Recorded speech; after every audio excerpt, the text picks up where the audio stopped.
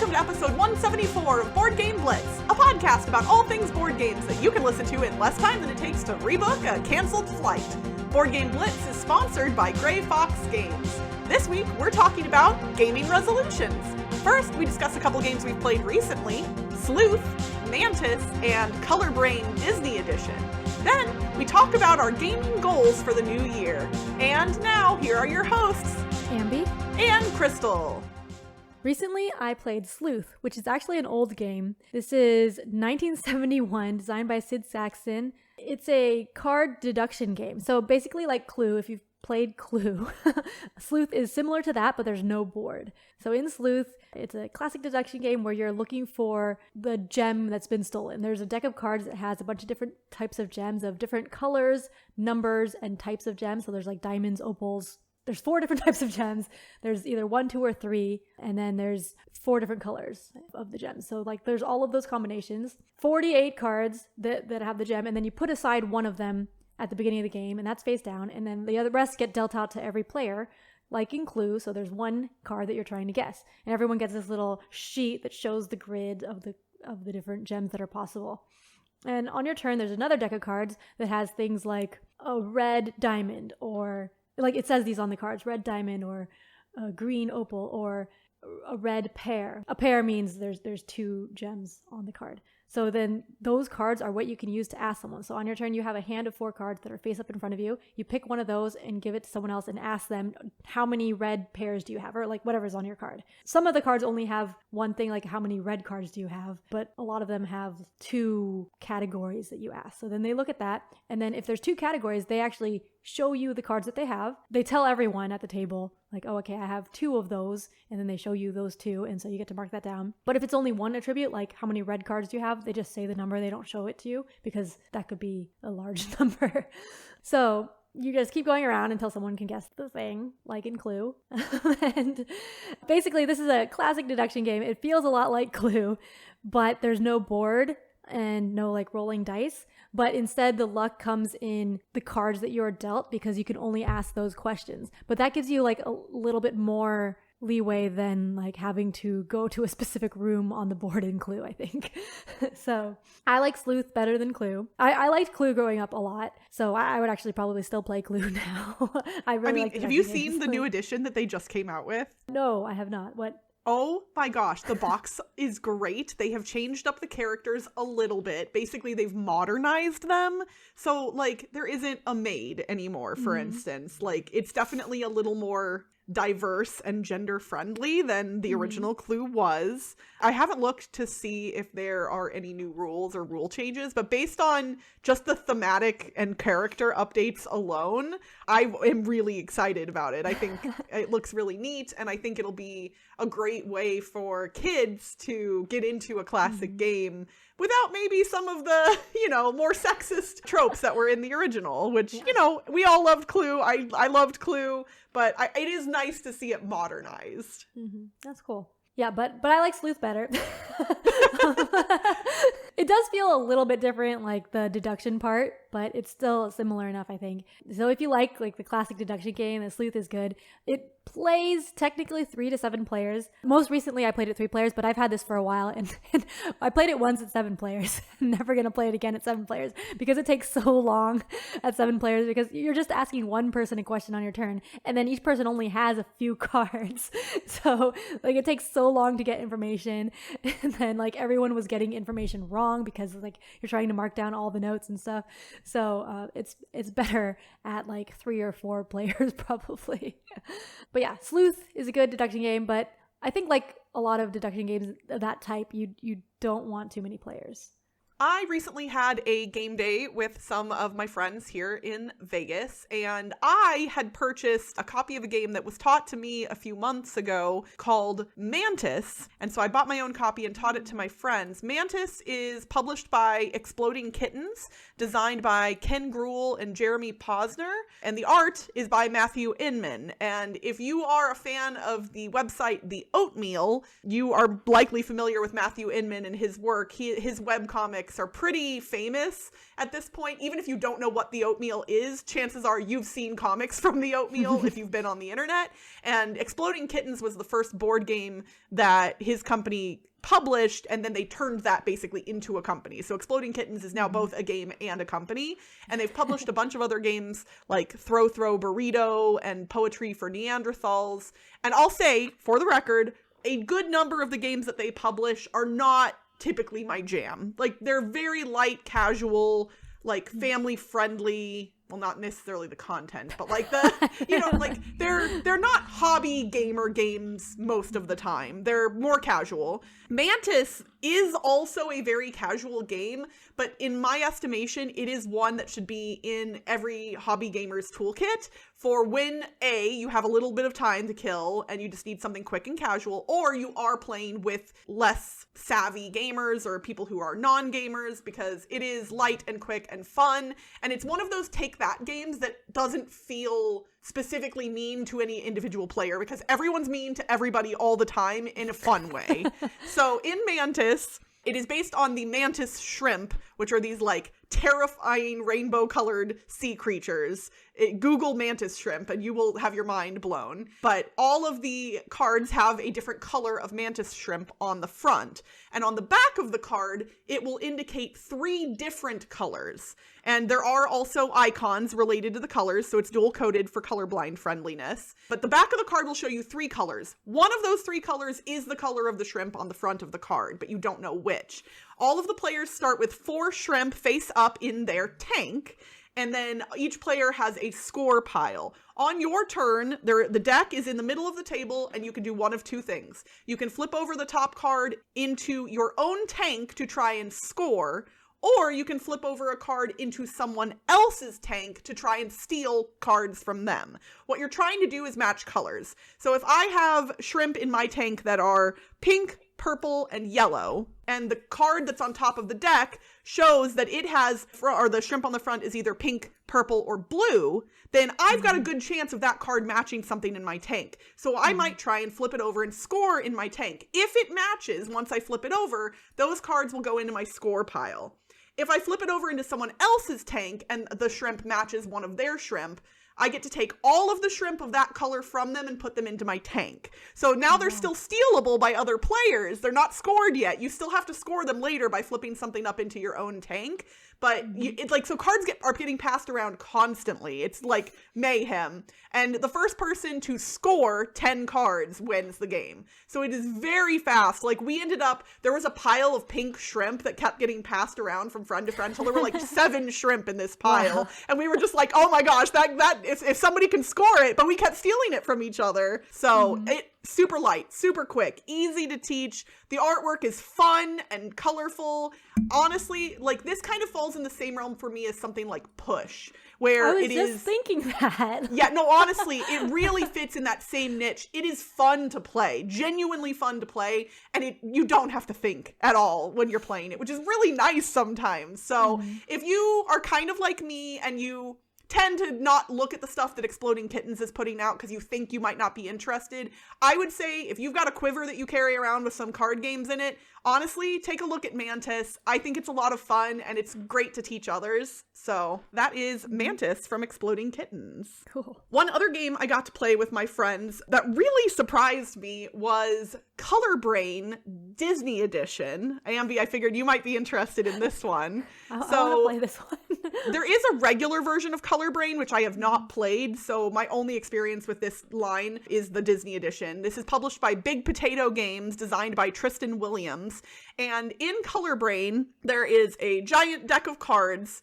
On one side of the card, it will ask you a question related to colors in Disney works. We're talking across the spectrum, like old Disney movies, newer Disney stuff. The game was published in 2019, so it is fairly up to date. We're only a few years ahead of it at this point. So, for instance, one of the ones that came up that was easy was, what color is Belle's dress? And everyone knew that Belle's dress was, well, that's the thing. Oh, I had a problem with that because they didn't specify her ball gown. They just said Belle's dress, and everybody did put yellow, but I was like, technically blue. I would have argued that blue counts as well. Yeah. So that was actually something that I thought was interesting. But Ambie, can you name the 2 colors of the rocket that gets strapped to Buzz Lightyear's back? Oh, I don't know Toy Story as well. No. Okay.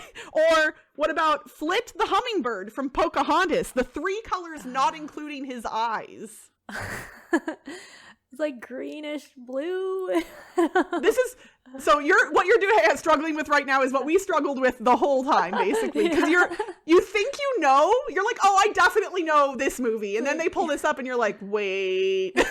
And so what's really neat about this game is it isn't just you get points for being right. In this game, you get points based on how many other players or teams got it wrong. So if everybody gets it right, no one scores. But if you get it right and everyone else gets it wrong, you get a point for each player or team that got it wrong. So it's really interesting like that. And then the first person to, I believe, 10 points wins the game. Mm-hmm. So again, this is another light, quick one. But if you have Disney fans in your life, this one, super great. I really enjoyed it. I was like, oh my gosh, how much do I know Disney stuff? And there was one that came up from Big Hero 6. I've never actually seen Big Hero 6.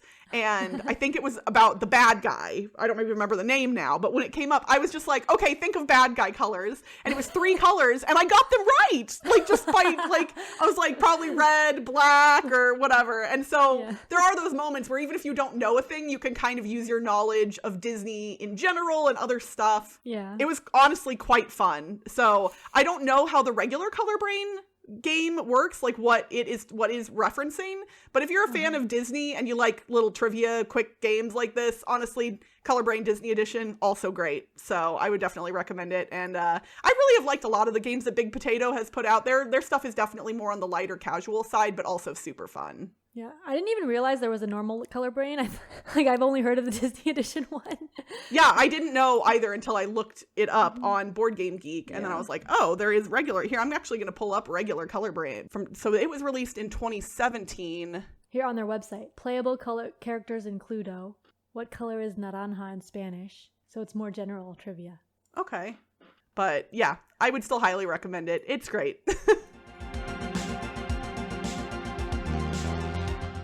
Ambie, can you believe that it is 2023? Kind of, but kind of not. I don't know. This is now year 4 of the pandemic. That kind of blows my mind, right? Like the whole past 3 or 4 years has kind of been a blur. And the 2022 went by lightning fast for me.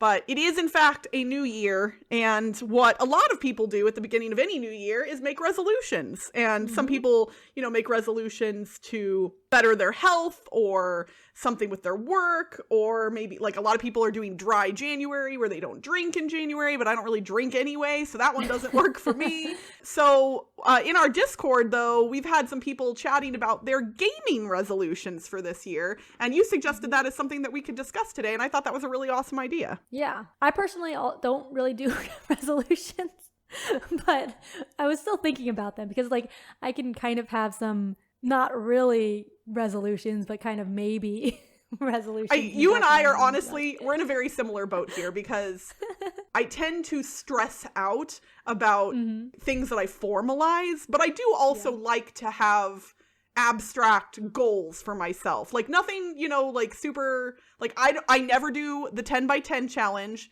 which shout out to Sarah Reed, good friend of the show. Rolling with 2 is her YouTube channel that she does with her husband, Will. And it is awesome. Y'all should go check it out. But Sarah Reed is actually who came up with the 10 by 10 challenge on Board Game Geek forever ago. And that is where people commit to play 10 different games 10 times each during the course of a year.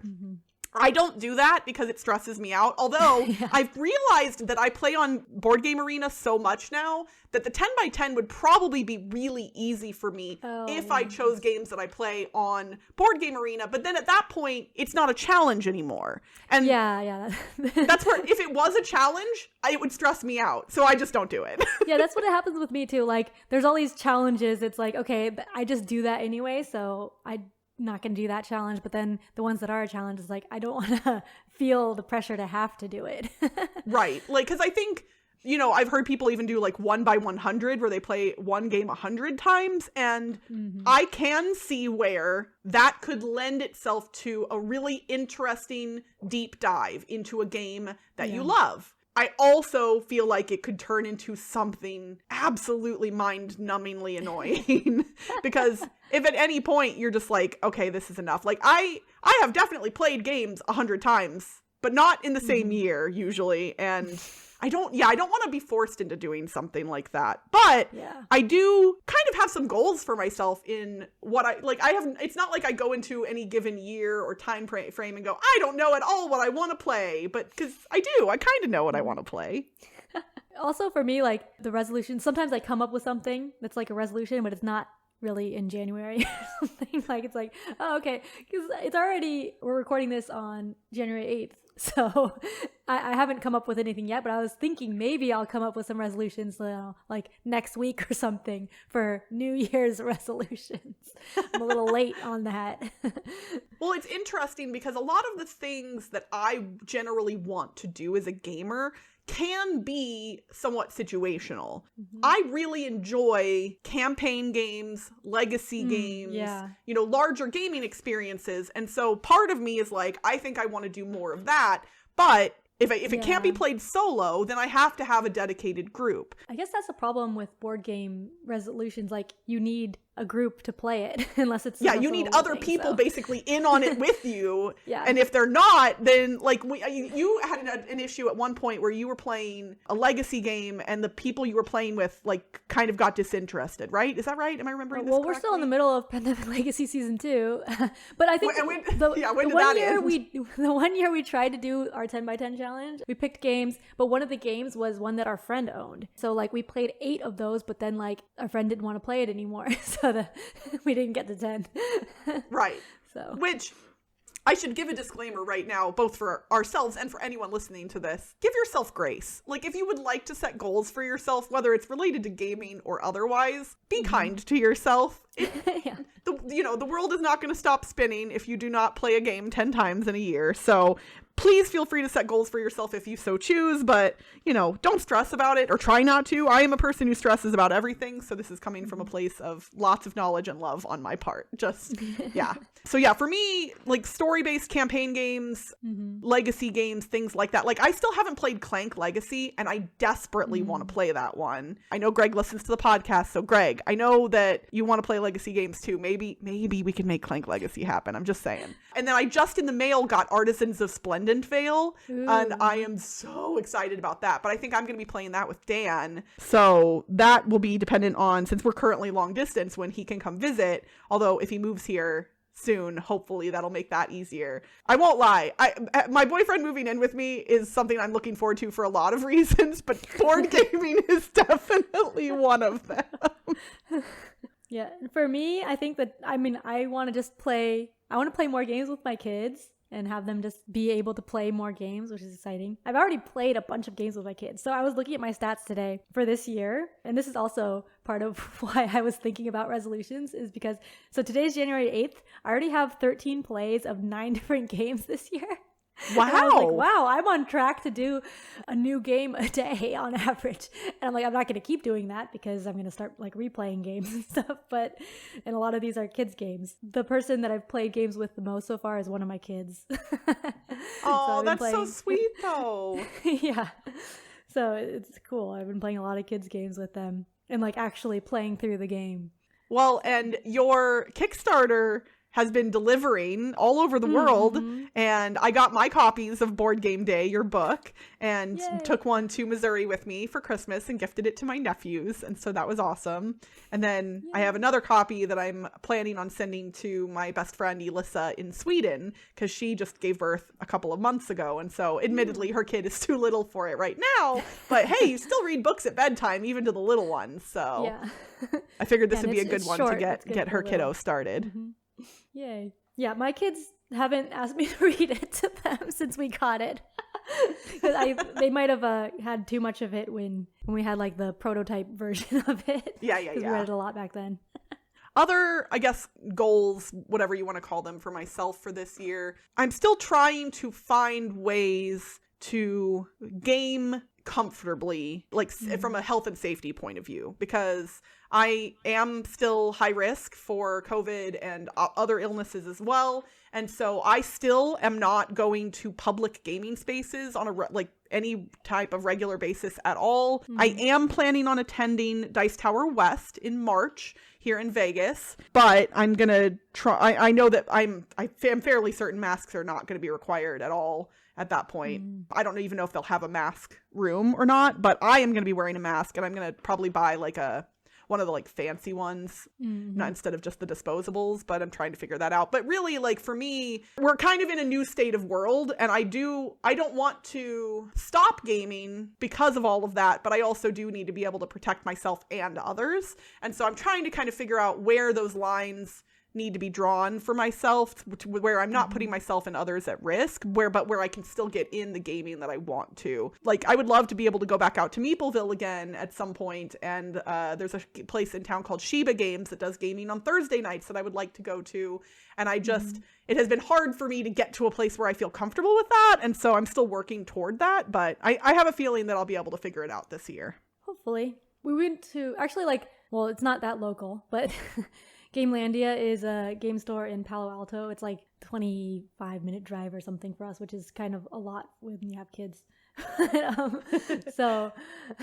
But we went, they had like a game area, and then they have masks in there. So that was actually pretty cool, because like if people are playing in there, because they have high-risk people who could play in there, and then like masks required, and then then no eating in there too, I think. But I mean, we were the only ones in there when we went. So like when I visited San Francisco, oh gosh, was it back in 2021 now? Probably. Oh my gosh, I can't even remember. But regardless, like we were out at like a park, and everybody was wearing their masks, and I was so excited. I was just like, yay, people who care, because people in Vegas, they don't they don't wear masks anywhere. So it was nice to be in an area where people were masking more regularly, and I kind of wish that was the case here, but you know, it is what it is. Well, even here, it's like not as much anymore. And my kids are in preschool now, like that's mask optional now. So it's like, okay, we're going to get sick. Yeah. It's just a matter of time. But we are also planning to go to Dice Tower West with our kids. So we'll see how that goes. I mean, we're probably not going to be going to much of the convention, but that'll only be like our first big convention since having kids. Like non-local convention since having kids, where we're actually like traveling for a convention. We're definitely not going to be able to play games like we used to at conventions, but maybe we'll play some games. So that's, I guess. So what you're saying is I should toddler proof my house, and then you all can just come over here and we'll just hang out at my house and play games while everybody else is at the convention center. Well, we have an Airbnb, so we could hang out there too. Well, there you go. Then I will just come crash at your Airbnb. Perfect. That sounds like a good plan. One of the members of our Discord shared their gaming resolution, and that was from Gameritis Guy, who said probably their resolution would be to get more of their games to the table. They said that their goal was intentionally abstract, and they're working on the details, but they said, like, I can't take a game off the table unless I play it. I think that's really a clever and cute way of doing it, potentially, because I know for me, I will see things on the shelf and just go, oh yeah, I should play that, but then I don't kind of come back around to it. And so I wonder if I like placed things physically on the table, if that would encourage me to, you know, open them up and play them. I do have a decent number of unplayed games still on my shelf, as a lot of us do. And that I think is always a goal for me as well, is trying to get through the games that I own and haven't played yet, because I do buy games to play them, not just to keep them on the shelves. Yeah, I have a few games that we've been meaning to play for a long time. Like, we got them, and then it's like, okay, yeah, oh yeah, we still need to play this game. We still need to play this game. Like Formosa Tea is a kind of heavier Euro game. I'm not sure how heavy it is, but it's about making Taiwanese tea. And so we got it for the theme, and it looked like it was a good game too, but we just like haven't played it yet. It's been hard to play like the longer games too for us. And then also Cuba Libre, we played 2 players once last year, and I checked, it was last year January 2nd, so it's been over a year now. And after we played it, we were like, oh, we should play it 4 players sometime, or like play it 2 player again and play like the other roles so we get the other roles. And we just haven't been able to play it again. It's like, sometime we're gonna play it at 4 player. It's the best and worst problem to have as a gamer, is trying to decide whether you play a game that you've already played that you want to come back to, or whether you play that game that you haven't played yet, because it's like Schrodinger's board game, right? Like, it could be the best game ever or the worst game ever. You don't know until you've played it. So and then you end up playing neither of them. I mean, honestly, a lot of the time that is what happens, but I will say that I played a lot of games in 2022, mostly because of our Discord and being able to play games online on Board Game Arena. In fact, let's actually take a gander real quick. I want to see how many games I played in 2022 just on Board Game Arena. I'm going to look at mine just for fun. It's going to be like 3. Okay, if you had to take a shot in the dark, Ambie, just like completely with, whatever, how many games do you think I played on Board Game Arena in 2022, just in total? Do you want to guess mine first? Yes. Okay, for yours, I'm going to guess 10. Nope, 7. Okay, but I was pretty close. Yes. And you, I don't know. Oh my gosh. 300. 798. Oh my gosh. I played 800 games. So on average, that means, like, if there's 365 days in a year, I'm playing on average 2 games a day just on Board Game Arena. Oh, because do you also play async games? I do. I play real time and async. Yeah, like earlier this week, I had like 19 async tables going on Board Game Arena. That's efficiency right there. I tweeted, and for the record, I'm going to say this on the podcast too. If anybody out there is like, I don't have anybody to play games with online, and I would really like to, you can invite me to a game on Board Game Arena. My username is Dabogirl, DABOGIRL. You can invite me to a table, and I would be happy to play a game with you. Please look at my profile and see what games I know, because that might make it easier. Although, I will admit, I'll give a shout out to Mimi, who is on Board Game Arena and saw my tweet about this and invited me to play a game that I had never played before called Almadi, which apparently is hard to get in the United States. But it's a tile laying game, and I didn't quite understand what was happening through most of it. But now that I've played it once, I'm like, I kind of like this, and I want to play it again. So if you want to invite me to a game that I don't know and kick my butt at it, I guess you can do that too. But I honestly, it's been really neat to be able to play games online. And I know, people like you, and there are others who don't enjoy playing board games on the computer or digitally at all, but I've really enjoyed it quite a bit. So yeah, if anybody out there needs a game companion on Board Game Arena, hit me up. Yeah, that's cool. I remembered another kind of resolution, not really resolution, that I thought of, is that I want to go back or get back into doing a little bit more print and play. So I had kind of burned out on learning new print and play games because I was doing a bunch of those, streaming them and then making videos on them and learning new ones all the time. So it was tiring, like printing out, assembling them, and learning rules to new games every week. So I took a break for a while, but I do have more that I want to play, and I found some that are like children's print and play games. Oh, yay! So there's one called Co-op Train Game. Like, that's the name of it. It's for 4-year-olds, I think. Or like the community says 4 to 6 years old. So I might want to try printing that out because my kids like trains. Oh, that's such a cute idea. I love it. It's funny, I'm not against the idea of print and play games, but I don't have a printer. So yeah, my printer isn't really working well anymore, so I kind of want to get a new one. But I listened to a podcast at one point about why printers feel so outdated tech-wise compared to like other things like video games, computers, whatever. Like printers haven't like advanced in the same ways that other technology have because of the physical pieces and parts, like the ability to move paper through a machine and put things on it. You can't really like improve that in drastic ways. And so that is why home printers still suck for the most part. But I don't know, maybe at some point I'll get a printer again, or I will, print stuff at work, but I don't ever want to get in trouble, so I don't tend to do that. Yeah. My library has printing now, so I keep forgetting though, because I have like this backlog of photos I want to print out for my scrapbook, and I keep forgetting to bring it to the library to print. Library is a smart idea. Yeah. Well, I would love to hear from our listeners if they've made any gaming resolutions this year, whether they are formal, informal, or otherwise. Hit us up in our Discord or on social media and let us know what your 2023 gaming resolutions are. And that's it for this week's Board Game Blitz. Visit our website, boardgameblitz.com, for more content and links. This episode was sponsored by Grey Fox Games. My favorite game from Grey Fox is Deception, Murder in Hong Kong. Crystal, what's yours? My favorite game from Grey Fox is Champions of Midgard with the Dark Mountain and Valhalla expansions. That's 3 games. But you can get all of those at greyfoxgames.com. Join the BlitzConfig community on Discord for game nights, discussions, and more by following the link in the show notes. Support the show by leaving us a rating and review on iTunes or Spotify. And this is the part where we would usually plug our Patreon page, but we've got something new and exciting coming soon, so stay tuned for more info in our next episode. Our theme song was composed by Andrew Morrow. Technical support provided by Toby Mount. Until next time, games lift us up and give us fun. Bye, everyone! Bye!